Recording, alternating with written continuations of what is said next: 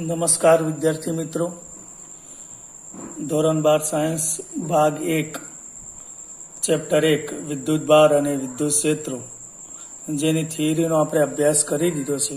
હવે આપણે એના ઉદાહરણના દાખલા જોઈએ.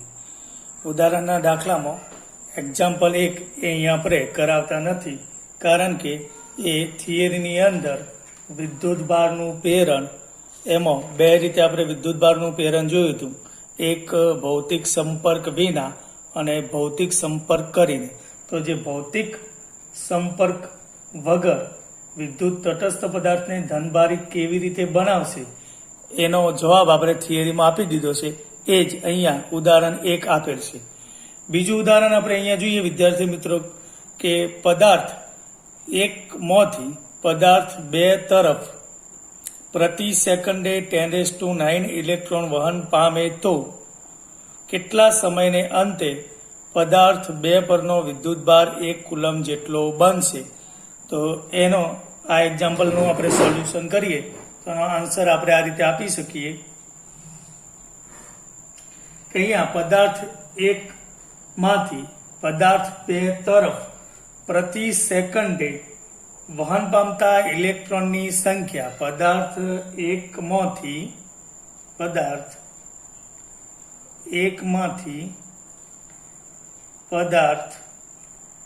બે તરફ વહન પામતા પ્રતિ સેકન્ડે ઇલેક્ટ્રોનની સંખ્યા ધારી લઈએ કે ધારો કે n/t હોય તો t ડેશ સમયમાં વહન પામતો કુલ વિદ્યુત ભાર જે આપણે મેળવવો છે. તો કુલ વિદ્યુત ભાર જો આપણે એને Q કહીએ તો Q બરાબર n/t ગુણ્યા t ડેશ ગુણ્યા ઇલેક્ટ્રોનનો વિદ્યુત ભાર એટલે E. તો આ રીતે આપણે લખી શકીએ. હવે આની અંદર આપણને આપેલું છે કે પદાર્થ એકમાંથી પદાર્થ બે તરફ પ્રતિ સેકન્ડે 10⁹ ઇલેક્ટ્રોન વહન પામે તો કેટલા સમયને અંતે, જે સમય આપણે ટી ડેશ ધારેલો છે, પદાર્થ બે પરનો વિદ્યુત ભાર જે આપણે Q ધાર્યો છે 1 કુલમ જેટલો થશે. એટલે Q અહીંયા 1 કુલમ થશે. એનું મૂલ્ય લખી દઈએ Q બરાબર 1 કુલમ. તો is equal two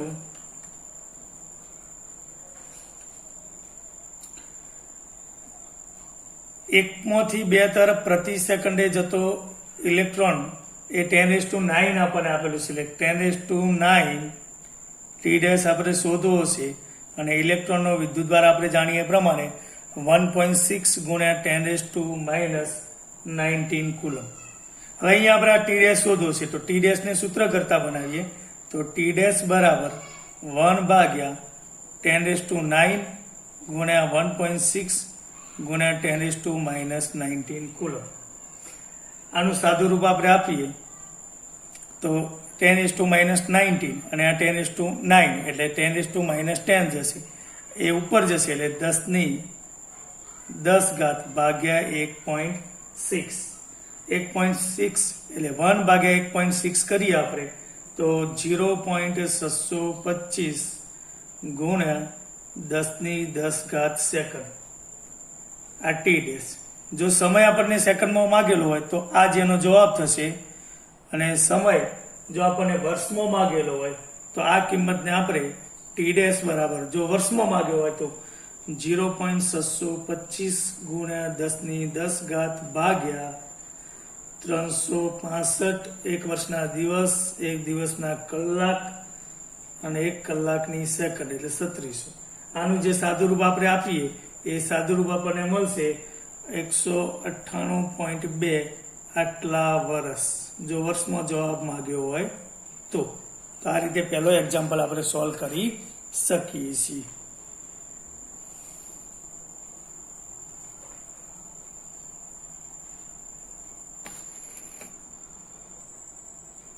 example number 3 1 cup જેટલા પાણીના જથ્થામાં કેટલો ધન અથવા કેટલો ઋણ વિદ્યુતભાર હશે તે શોધો. અહીંયા ધારી લઈએ કે ધારો કે 1 કપ જેટલા પાણીનું દર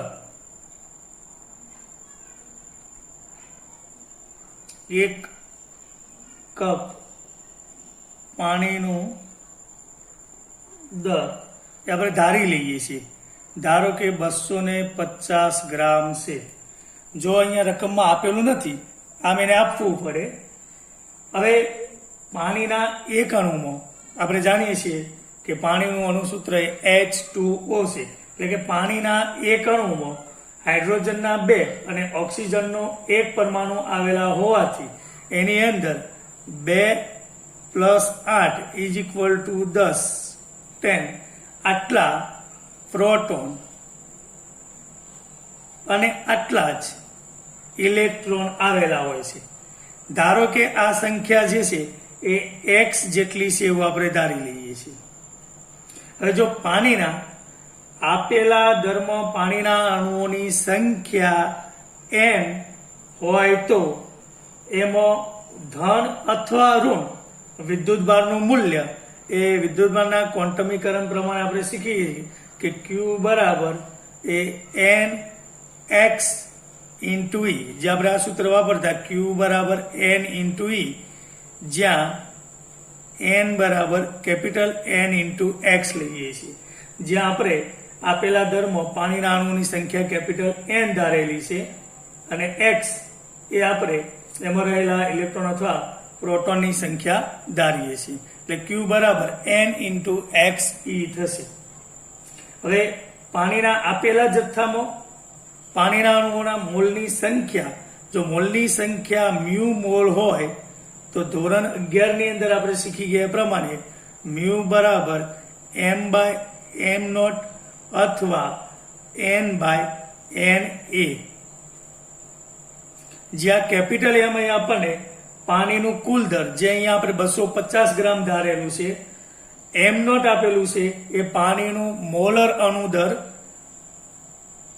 Na એવોગેડ્રો અંક અહીંયા દર્શાવે છે. તો આ પ્રમાણે અહીંયા આપણે m0 શોધીએ, પાણીનું મોલર અણુ દર એટલે કે એનો અણુભાર, તો એનો અણુભાર થશે 2 × 1 + 16, એટલે ટોટલ 18 ગ્રામ પ્રતિ મોલ. આ કેમિસ્ટ્રીની અંદર આવે છે ને આપણે શીખેલા છીએ. અહીંયા કેપિટલ N એ આપણે પાણીના આપેલા જથ્થામાં પાણીના અણુઓની કુલ સંખ્યા ધારેલી છે. હવે આ જે આપણને આપેલું એને સમીકરણ 1 કહી દઈએ, આ જે આપણને આપેલું એને સમીકરણ 2 કહી દઈએ. તો સમીકરણ 1 અને 2 પરથી Q બરાબર n ની કિંમત મૂકી, આના પરથી n ને સૂત્ર કરતા બનાવીએ તો n = μ na થશે. અથવા આ બંને સરખાવી દઈએ તો મ્યુ ની કિંમત મૂકીએ તો mna/m0 આવી કિંમત આની થશે. એટલે આ કિંમત એ અહીંયા આપણે n ની જગ્યાએ મૂકી દઈએ તો કેપિટલ M એવોગેડ્રો અંક Na/m0, n ની કિંમત x × E એમના એમ રહેશે. આ બધી કિંમતો આપણે મૂકી દઈએ અહીંયા તો કેપિટલ M એ આપણે 250 ગ્રામ પાણીનું દર ધારેલું છે. એવોગેડ્રો અંકની કિંમત આપણને ખબર જ છે 6.023 અથવા 6.02 × 1023 x, જે આપણને x જેટલી સંખ્યા આપણે ધારેલી છે ઇલેક્ટ્રોન અથવા પ્રોટોનની સંખ્યા એ 10, ઇલેક્ટ્રોનનો વિદ્યુતભાર એ 1.6 × 10⁻⁻19 કુલમ અને m આપણે શોધેલો છે 18. આનું સાદુરૂપ આપીએ આપણે કેલ્ક્યુલેટરથી, આનું સાદુરૂપ આપતા એ આપણને 1.338 × 10⁷ કુલમ આટલો વિદ્યુતભાર મળશે. તો 1 કપ જેટલા પાણીના જથ્થામાં એ પાણીનું દર આપણે 250 ગ્રામ ધારીએ છીએ, તો એમાં કેટલો ધન અથવા કેટલો ઋણ વિદ્યુતભાર હશે આ રીતે આપણે મેળવી શકીએ છીએ. ફરી એકવાર બંને દાખલા નોંધી લેજો.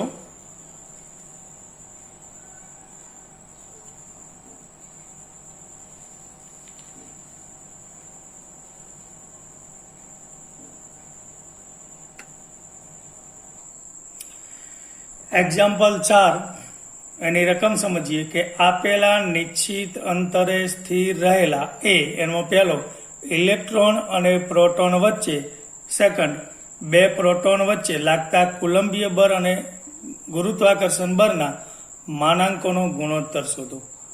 બી 1 એંગસ્ટ્રોમ જેટલા અંતરે ઇલેક્ટ્રોન અને પ્રોટોન વચ્ચે લાગતા વિદ્યુત બળને કારણે તેમની ગતિમાં ઉદ્ભવતા પ્રારંભિક પ્રયોગોના માનાંકો શોધો.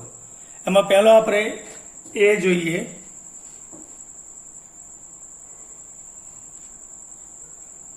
એનો પહેલો તો આ ચેપ્ટરની જે આપણે થિયરી પહેલી વિદ્યુત ભાર એની અંદર જ સમજાવેલું હતું કે બે ઇલેક્ટ્રોન અને પ્રોટોન, એમાં આપણે પહેલા બે ઇલેક્ટ્રોન માટે જોઈએ.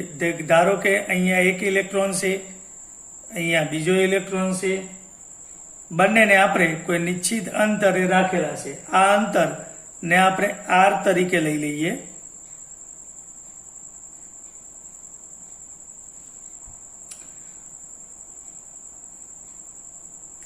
સોરી, અહીંયા એક ઇલેક્ટ્રોન અને પ્રોટોન કીધો છે, તો અહીંયા પ્રોટોન એટલે પી લઈ લઈએ પ્લસ ઇલેક્ટ્રોન અને અહીંયા પ્રોટોન આપેલા છે. તો આ બંને વચ્ચે લાગતું કુલંબીય બળ અને ગુરુત્વાકર્ષણ બળ ના માનાંકોનો ગુણોત્તર અહીંયા આપણે શોધવાનો છે. તો અહીંયા આ બંને વચ્ચે લાગતું જો કુલંબીય બળ લખીએ તો કુલંબીય બળ થિયરીમાં આપણે શીખી ગયા એ પ્રમાણે એફ ઈ બરાબર કે Q1 અને Q2 બે વિદ્યુતભારના મૂલ્યો નો ગુણાકાર અને એમની વચ્ચેના અંતરના વર્ગના વ્યસ્ત પ્રમાણ હોય એટલે ઇન્ટુ r². હવે અહીંયા આપણે કે Q1 તરીકે ઇલેક્ટ્રોન એક વિદ્યુતભાર, બીજો પ્રોટોન, પ્રોટોનનો વિદ્યુતભાર ઇલેક્ટ્રોન જેટલો જ છે એ અહીંયા આપણે જાણીએ છીએ. એટલે એનું મૂલ્ય પણ આપણે ઈ લખીએ બાય r² થશે, is equal to k e into e square by r² થશે. હવે આપણે ગુરુત્વાકર્ષણ બળની વાત કરીએ જેને Fg તરીકે લઈએ તો એ આપણે જાણીએ છીએ કે બંને વિદ્યુતભારના દરના ગુણાકારના સમપ્રમાણમાં અને એમની વચ્ચેના અંતરના વર્ગના વ્યસ્ત પ્રમાણ હોય. એટલે Gm1 અથવા માસ ઓફ ઇલેક્ટ્રોન લઈ લઈએ એક, અને બીજું આપણને પ્રોટોન આપેલું માસ ઓફ પ્રોટોન બાય r² આ રીતનું મળશે. હવે આ સમીકરણ 1 કહી દઈએ, આ સમીકરણ નંબર આપણે 2 કહી દઈએ. તો અહીંયા આપણને આપ્યું છે પ્રમાણે આ બંને બળના માનાંકોનો ગુણોત્તર શોધવાનો છે. એટલે અહીંયા આ એનું મૂલ્ય જ મળશે આપણને સીધું. ઇલેક્ટ્રોનનો વિદ્યુતભાર માઇનસ હોય પણ અહીંયા આપણે એનું મૂલ્ય લઈશું એટલે એ આપણને પ્લસ મળશે. એટલે અહીંયા એફ ઈ નો માનાંક ભાગ્યા એફ જી જે આપણને ગુણોત્તર માંગ્યો છે ઇઝ ઇક્વલ ટુ બંનેની કિંમત લખી નાખીએ કે સ્ક્વેર બાય r². હવે આ ભાગાકારમાં છે એનું મૂલ્ય આપણે ગુણાકારમાં ઉલટું કરીને મૂકીએ એટલે કે r² ભાગ્યા G mass of electron mass of proton થશે. અહીંયા r² નીકળી જશે એટલે કે e² ભાગ્યા G mass of electron mass of proton. હવે કેટલીક અચર કિંમતો હોય એ આપણને મોઢે જોવી જોઈએ મિત્રો કે એ કુલમનો અચળાંક છે જેની કિંમત 9 ગુણ્યા 10⁹ એનો એકમ આપણને ખબર છે. એસઆઈ એકમ જ સીધો અહીંયા આપણે લખી દઈએ છીએ કે એને સૂત્ર કરતા બનાવો એટલે એનો એકમ આપણને મળી જાય. કુલમ અહીંયા બર આપી છે એટલે બર એટલે ન્યૂટન ઇન્ટુ મીટર² ભાગ્યા કુલમ સ્ક્વેર. એ રીતે જીની કિંમત પણ ફિક્સ જ છે એ પણ આપણને ખબર જ હોવી જોઈએ. 6.67 ગુણ્યા 10⁻11 એનો એકમ થશે ન્યૂટન ઇન્ટુ મીટર², અહીંયા kilogram square. Mass of electron એ પણ અચર જ કિંમત છે 9.1 ગુણ્યા 10⁻31 કિલોગ્રામ. અને માસ ઓફ પ્રોટોન એ પણ કિંમત આપણે મોઢે જ યાદ રાખવાની છે 1.66 અથવા 67 ગુણ્યા 10⁻⁻27 કિલોગ્રામ. આ બધી જ કિંમતો એ આ સમીકરણમાં આપણે મૂકી દઈએ કે એની કિંમત 9 ગુણ્યા 10⁹ E એટલે 1.6 ગુણ્યા 10⁻⁻19 કુલમનો સ્ક્વેર, G 6.67 ગુણ્યા 10⁻11, માસ ઓફ ઇલેક્ટ્રોન 9.1 ગુણ્યા 10⁻31, માસ ઓફ પ્રોટોન 1.67 ગુણ્યા 10⁻27. હવે આનું આપણે કેલ્ક્યુલેટરથી સાદું રૂપ આપીએ તો જવાબ આપણને મળે છે 2.273 ગુણ્યા 10⁻39. અહીંયા આપણને રેશિયો માંગ્યો છે માટે એકમ નીકળી જશે. તો આટલો જવાબ એ આપણને ઇલેક્ટ્રોન અને પ્રોટોન વચ્ચે લાગતા કુલંબીય બળ અને ગુરુત્વાકર્ષણ બળના માનાંકનો ગુણોત્તર મળશે. હવે બીજું આપણને આપેલું છે કે બે પ્રોટોન વચ્ચે લાગતા કુલંબીય બળ અને ગુરુત્વાકર્ષણ બળના માનાંકોનો ગુણોત્તર શોધો. એટલે હવે અહીંયા આપણે એક અહીંયા ધન વિદ્યુતભાર પ્રોટોનનો, બીજો અહીંયા ધન વિદ્યુતભાર પ્રોટોન, બંને વચ્ચેનું અંતર આપણે ફિક્સ લઈ લઈએ છીએ આ. તો આમની વચ્ચે આ જ ગુણોત્તર અહીંયા આપણે મેળવવાનું છે. તો કુલંબીય બળ મેળવીએ તો કુલંબીય બળ Fe બરાબર KQ1, Q1 એટલે પ્રોટોનનો વિદ્યુતભાર ઇલેક્ટ્રોન અને પ્રોટોન આ બંનેના વિદ્યુતભારના મૂલ્યો આપણે જાણીએ છીએ મિત્રો એ પ્રમાણે સમાન છે. એટલે ઇલેક્ટ્રોનનું જ મૂલ્ય વિદ્યુતભારનું આવશે. અહીંયા પણ E/r² મૂલ્ય લેવાનું છે એટલે પ્લસ થઈ જશે એટલે KE²/r² મળશે. હવે એ જ રીતે એ બંને વચ્ચે લાગતું ગુરુત્વાકર્ષણ બળ આપણે મેળવીએ તો ગુરુત્વાકર્ષણ બળ Fg બરાબર સૂત્ર એ જ આવશે capital G mass of proton. અહીંયા બંને પ્રોટોન આપેલા છે એટલે પ્રોટોનના દર આવશે /r² એટલે G માસ ઓફ પ્રોટોનનો સ્ક્વેર /r². આ સમીકરણ 3 કહી દઈએ, આ સમીકરણ 4. આ બંનેનો સીધો આપણે ગુણોત્તર લઈ લઈએ. જો આ બંનેનો સીધો જ આપણે ગુણોત્તર લઈ લઈએ તો Fe/Fg બરાબર r² નીકળી જશે અગાઉ જોઈએ પ્રમાણે એટલે KE²/G માસ ઓફ પ્રોટોનનો સ્ક્વેર. કિંમતો લખી દઈએ બધાની વેલ્યુ જે આપણે ઉપર લીધેલી જ છે કે 9 ગુણ્યા 10⁹ E એટલે 1.6 ગુણ્યા 10⁻19 નો સ્ક્વેર, G 6.67 ગુણ્યા 10⁻11 ગુણ્યા માસ ઓફ પ્રોટોન 1.67 ગુણ્યા 10⁻27 નો સ્ક્વેર. આનું સાદું રૂપ આપીએ તો સાદું રૂપ આપતા જવાબ આપણને મળશે 1.238 ગુણ્યા 10⁻36. તો આટલો ગુણોત્તર આપણને બે પ્રોટોનને ચોક્કસ અંતરે રાખીએ તો એમની વચ્ચે લાગતા કોલંબીય બળ અને ગુરુત્વાકર્ષણ બળ વચ્ચેનો ગુણોત્તર આપણો મળશે. હવે બી જે અહીંયા આપેલો છે દાખલામાં આપણને કે એક એંગસ્ટ્રોમ જેટલા અંતરે ઇલેક્ટ્રોન અને પ્રોટોન વચ્ચે લાગતા વિદ્યુત બળને કારણે તેમની ગતિમાં ઉદ્ભવતા પ્રારંભિક પ્રવેગોનો માનાંક શોધો. એટલે પ્રવેગનો માનાંક અહીંયા આપણે મિત્રો મેળવવાનો છે. બંનેને ઇલેક્ટ્રોન અને પ્રોટોનને આપણે એક એંગસ્ટ્રોમના અંતરે રાખીએ છીએ એટલે બી નો જવાબ આપણે મેળવીએ કે ધારો કે અહીંયા આપણે ઇલેક્ટ્રોન લઈએ છીએ એક એંગસ્ટ્રોમ જેટલા અંતરે, અહીંયા આપણે પ્રોટોન મૂકેલો છે. આ બંને વચ્ચેનું અંતર એક એંગસ્ટ્રોમને મીટરમાં ફેરવીએ તો એક એંગસ્ટ્રોમ બરાબર 10⁻10 મીટર થશે. તો આ બંને વચ્ચે લાગતા વિદ્યુત બળને કારણે એની ગતિમાં ઉદ્ભવતા એના વેગમાં ફેરફાર થશે એટલે પ્રવેગ ઉદ્ભવશે. તો એ પ્રવેગનો માનાંક કેટલો થશે એ આપણે મેળવીશું. તો હવે અહીંયા આપણને ન્યૂટનના ગતિના બીજા નિયમ પ્રમાણે પ્રવેગનું સૂત્ર વિદ્યુત બળને લીધે લાગતું બળ Fe, F બરાબર ma એટલે માસ ઓફ ઇલેક્ટ્રોન માટે લઈએ અને A × E પ્રવેગ. એ રીતે પ્રોટોન માટે લઈએ તો એ જ આવશે સૂત્ર માસ ઓફ પ્રોટોન અને પ્રોટોનનો પ્રવેગ. તો આના ઉપરથી ઇલેક્ટ્રોનનો પ્રવેગ જો આપણે લઈએ તો a ઇન્ટુ ઈ બરાબર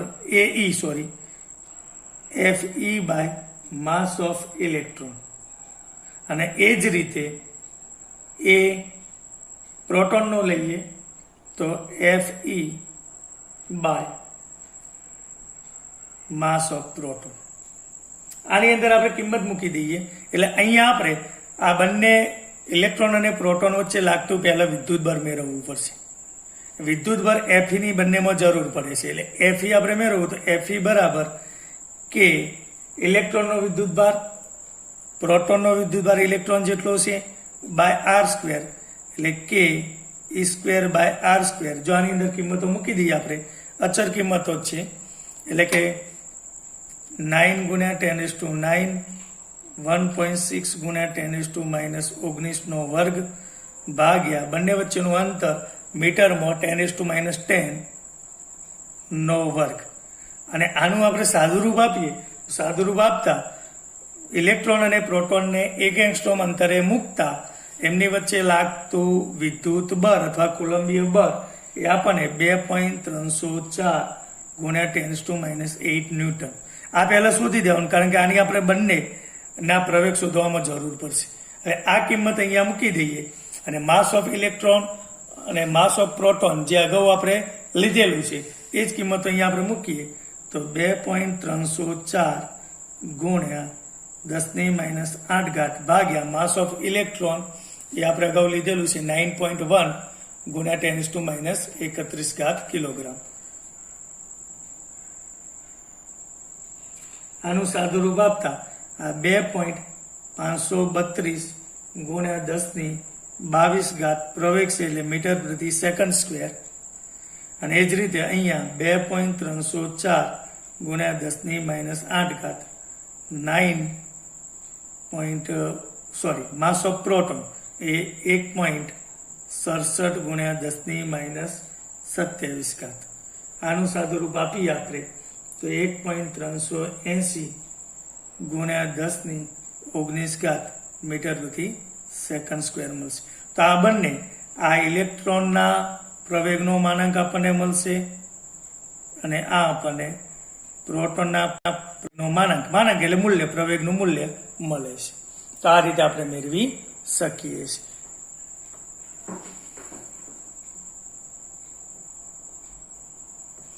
બરાબર સમજી લેજો. એક્ઝામ્પલ રકમ ઉપરથી ખાસ બાબત આપણે ધ્યાનમાં રાખવાની છે. ચોક્કસ અંતરે ઇલેક્ટ્રોન અને પ્રોટોન આપેલા છે તો એમના કુલંબીય બળ અને ગુરુત્વાકર્ષણ બળ ના માનાંક એટલે મૂલ્યનો ગુણોત્તર મેળવવાનો છે. માટે અહીંયા આપણે બંને વચ્ચે લાગતું કુલંબીય બળ એટલે કે વિદ્યુત બળ મેળવી દઈએ છીએ. એનું સૂત્ર સમીકરણ નંબર 1. એ રીતે ગુરુત્વાકર્ષણ બળ બંને એનો ગુણોત્તર લઈએ છીએ એટલે આ આપણને મળશે. એની અંદર બધી જ વેલ્યુ નિશ્ચિત છે, એ વેલ્યુ મૂકતા એનો જવાબ આ રીતે મળે છે. બીજામાં આપણને આપેલું છે કે બે પ્રોટોન વચ્ચે લાગતા કુલંબીય બળ અને ગુરુત્વાકર્ષણ બળનો માનાંક શોધો. તો અહીંયા બે પ્રોટોન મૂકીએ છીએ અને ઉપર જોઈએ એ જ પ્રમાણે કુલંબીય બળ અને ગુરુત્વાકર્ષણ બળ મેળવી સમીકરણ 3 અને 4 નો અહીંયા આપણે ગુણોત્તર લઈને જવાબ મેળવીએ છીએ. બી જે આપણને આપેલો છે એની અંદર ઇલેક્ટ્રોન અને પ્રોટોનને આપણે 1 એંગસ્ટ્રોમ અંતરે મૂકીએ તો એમની વચ્ચે વિદ્યુત બળને કારણે બળ લાગતા જે પ્રવેગ ઉદ્ભવે છે એ પ્રવેગના મૂલ્યો શોધવાના છે. તો અહીંયા F બરાબર m એટલે કે ન્યૂટનના ગતિના બીજા નિયમ પ્રમાણે F બરાબર m A બરાબર F બાય m નો ઉપયોગ કરી અહીંયા આપણે ઇલેક્ટ્રોન અને પ્રોટોનનો પ્રવેગ મેળવીએ છીએ. એ મેળવવા માટે આપણે બંને વચ્ચે લાગતું વિદ્યુતીય બળ પહેલા મેળવવું પડે, જે અહીંયા આપણે મેળવી લીધું છે. અને આ રીતે આ એક્ઝામ્પલ આપણે સોલ્વ કરી શકીએ છીએ. ત્યારબાદ એક્ઝામ્પલ 5 જોઈએ વિદ્યાર્થી મિત્રો. એક્ઝામ્પલની રકમ સમજવી ખૂબ જ અગત્યની છે કે અહીંયા ધાતુના એક સમાન એવા 4 ગોળાઓ ABCD પૈકી A અને B વિદ્યુત ભારી છે, જ્યારે C અને D વિદ્યુત તટસ્થ છે, એટલે કે એના ઉપર કોઈ ચોખ્ખો વિદ્યુત ભાર નથી. A અને B વચ્ચે અમુક અંતરે F જેટલું બળ લાગે છે. હવે C અને A ને સંપર્કમાં લાવી છૂટા પાડવામાં આવે છે.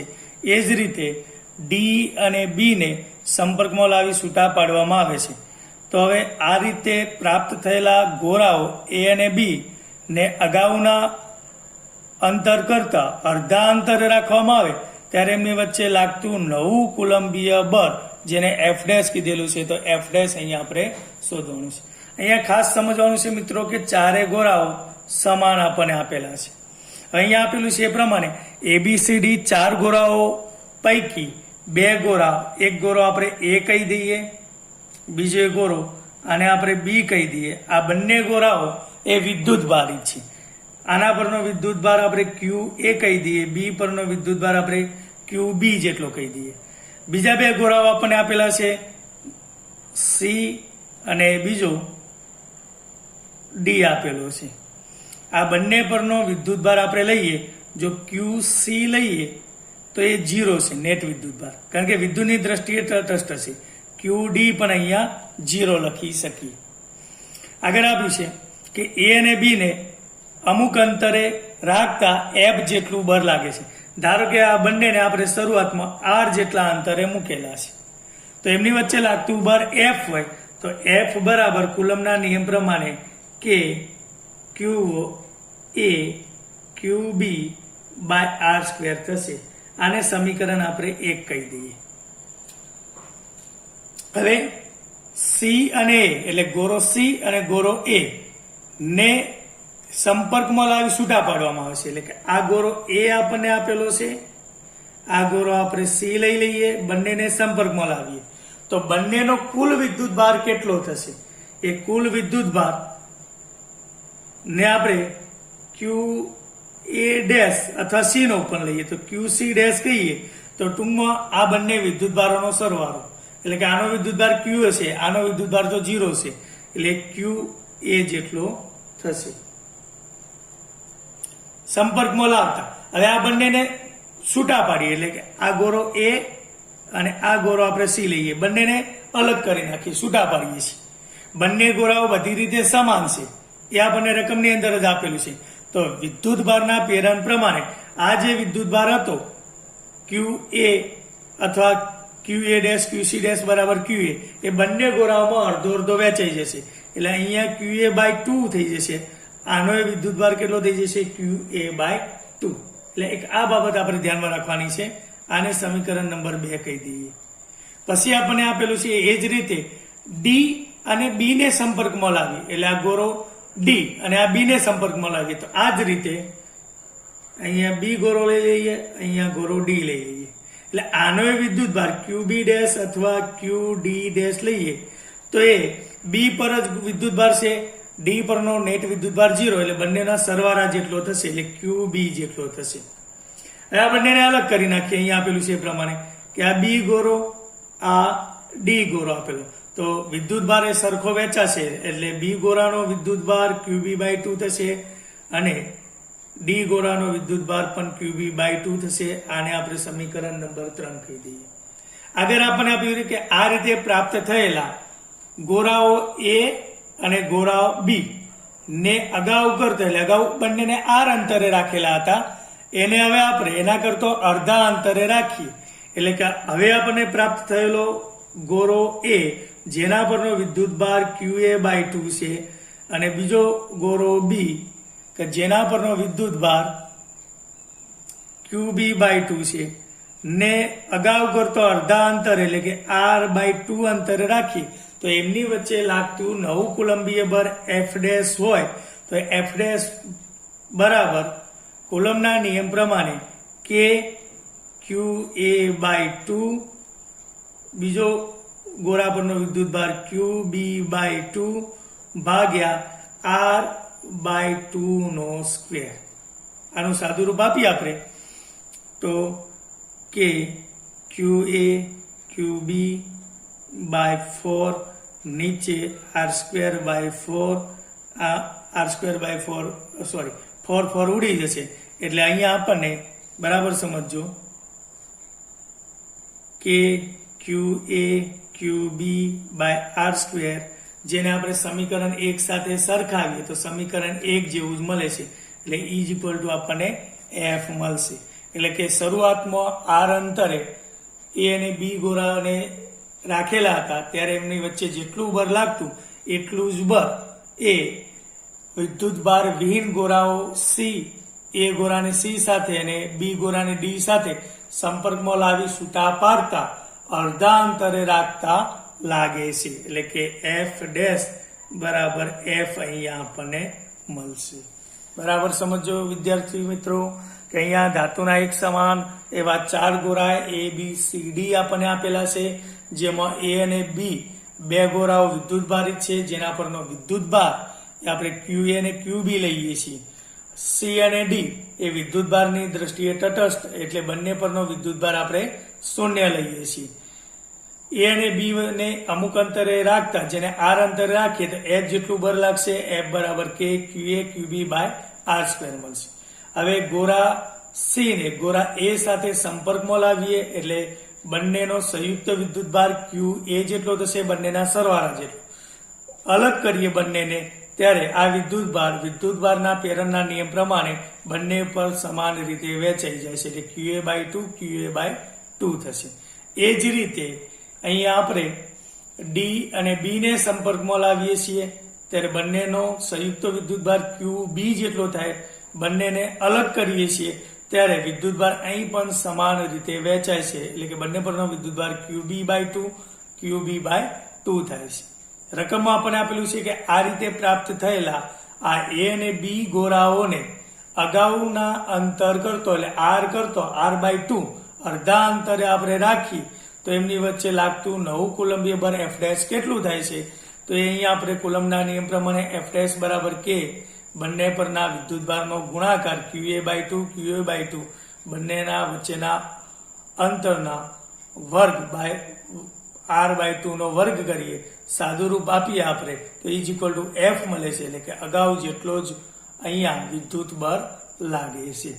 ખૂબ જ સરસ મજાનો દાખલો છે. આગળના દાખલા આપણે નેક્સ્ટ લેક્ચરમાં જોઈશું. ધન્યવાદ. આ દાખલો બરાબર સમજી લેજો. રકમ ખાસ મિત્રો આની અંદર તમારે સમજવાની છે. રકમ સમજાય અને થિયરીનો ઉપયોગ કરો એટલે કોઈ પણ એક્ઝામ્પલ આપણે સરળતાથી શીખી શકીએ. નમસ્તે.